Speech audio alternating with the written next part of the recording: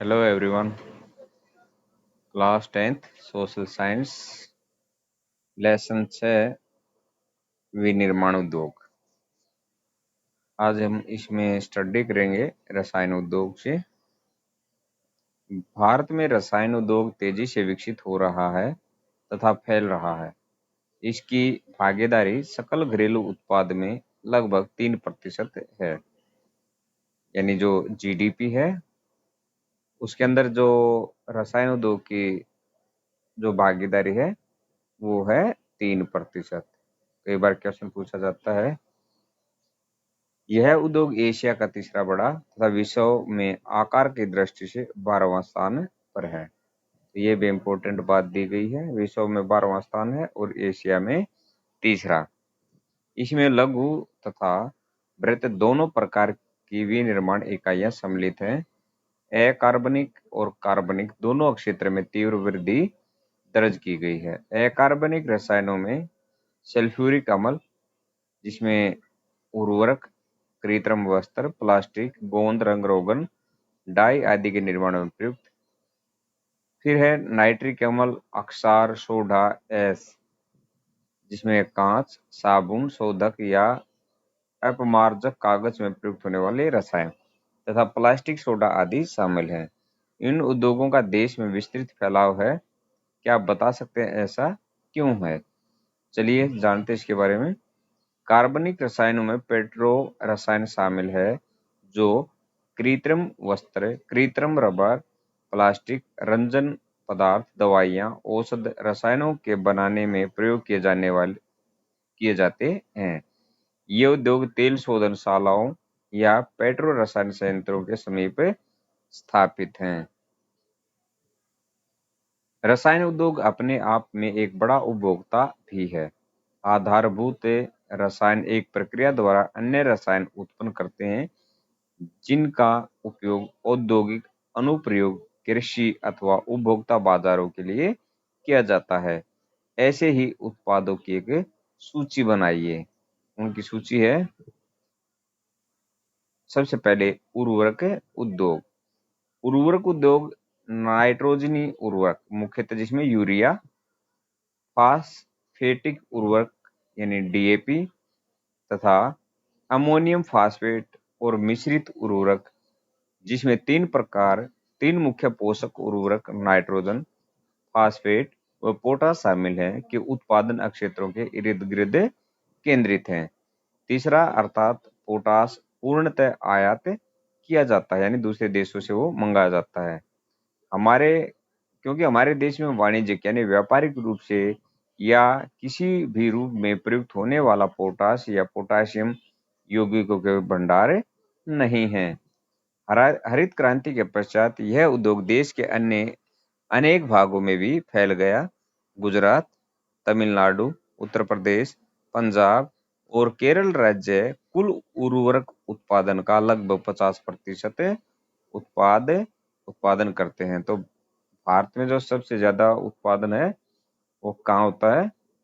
तमिलनाडु, गुजरात में सबसे ज्यादा गुजरात, तमिलनाडु, उत्तर प्रदेश, पंजाब, केरल राज्यों में जो देश का 50% जो उत्पादन यहाँ पर किया जाता है। अन्य महत्वपूर्ण उत्पादक राज्य आंध्र प्रदेश, उड़ीसा, राजस्थान, बिहार, महाराष्ट्र, असम, पश्चिम बंगाल, गोवा, दिल्ली, मध्य प्रदेश तथा कर्नाटक हैं। इसके बाद अन्य एक महत्वपूर्ण उद्योग है सीमेंट उद्योग। सीमेंट जिसका प्रयोग निर्माण कार्यों में किया जाता है, जैसे घर बनाना, पुल बनाना आदि में इनका प्रयोग किया जाता है। निर्माण कार्य जैसे घर, कारखाने, पुल, सड़कें, हवाई अड्डा, बांध तथा अन्य व्यापारिक प्रतिष्ठानों के निर्माण में सीमेंट आवश्यक है। इस उद्योग को भारी व स्थूल कच्चे माल जैसे चूना पत्थर, सिलिका और जिप्सम की आवश्यकता होती है। रेल परिवहन के अतिरिक्त इसमें कोयला तथा विद्युत ऊर्जा भी आवश्यक है। इस उद्योग की इकाइयां गुजरात में लगाई गई हैं। इससे पहले जो हमने पढ़ा था कौन सा? उर्वरक उद्योग, तो वहां भी गुजरात सबसे ऊपर है और सीमेंट उद्योग में भी गुजरात सबसे आगे है, क्योंकि यहाँ से इसे खाड़ी देशों के बाजार की उपलब्धता है।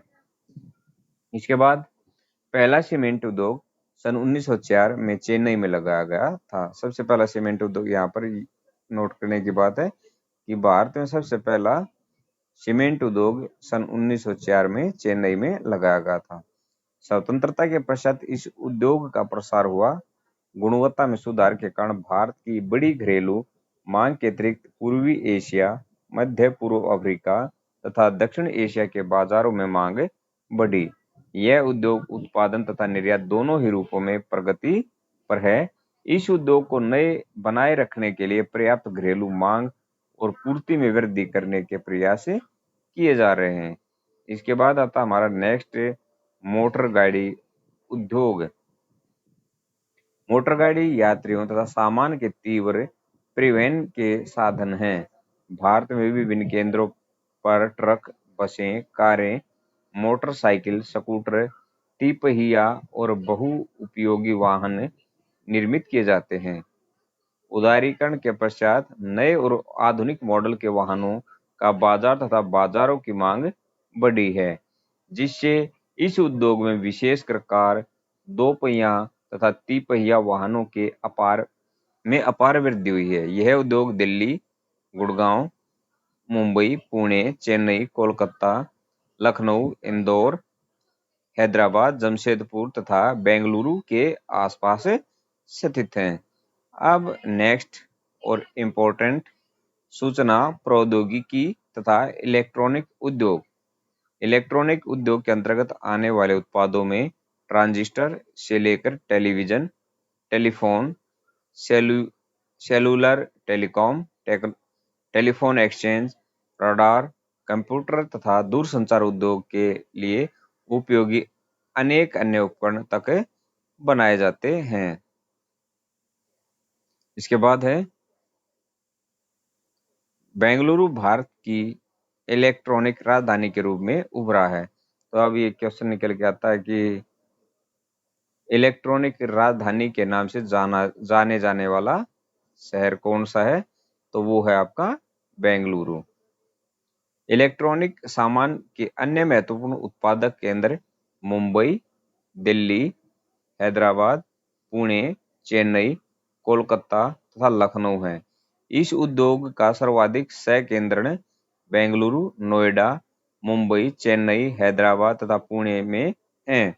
यह भी अत्यंत रोचक है कि भारत में सूचना प्रौद्योगिकी उद्योग के सफल होने का कारण हार्डवेयर व सॉफ्टवेयर का निरंतर विकास है। अब इसके बाद आता है आपका औद्योगिक प्रदूषण तथा पर्यावरण निम्नीकरण। यानी जो उद्योगों का विकास हुआ है तो इसके साथ साथ इसके फायदे हैं, लेकिन साथ में इसके दुष्परिणाम भी हैं, अवगुण भी हैं, जो इस प्रकार से हैं।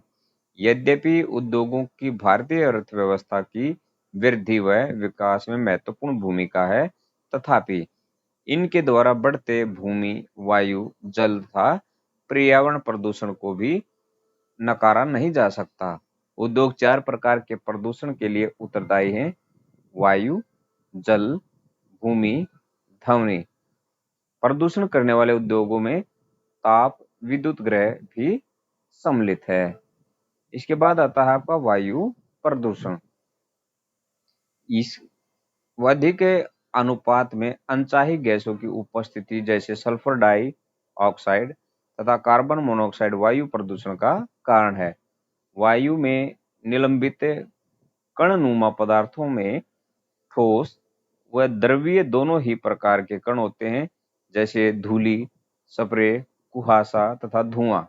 रसायन व कागज उद्योग, ईंटों के भट्ठों, तेल शोधनशालाएं, प्रगलन उद्योग, जीवाश्म ईंधन दहन तथा छोटे बड़े कारखाने प्रदूषण के नियमों का उल्लंघन करते हुए धुआं निष्कासित करते हैं। जहरीली गैसों का रिसाव बहुत भयानक तथा दूरगामी प्रभाव वाला हो सकता है। क्या आप भोपाल गैस त्रासदी के विषय में जानते हैं? वायु प्रदूषण मानव स्वास्थ्य, पशुओं, पौधों, इमारतों तथा पूरे पर्यावरण पर दुष्प्रभाव डालते हैं। इसके बाद हम नेक्स्ट वीडियो में स्टडी करेंगे जल प्रदूषण, और उसके बाद आपका होगा तापीय प्रदूषण। तब तक के लिए धन्यवाद। आपका दिन मंगलमय हो।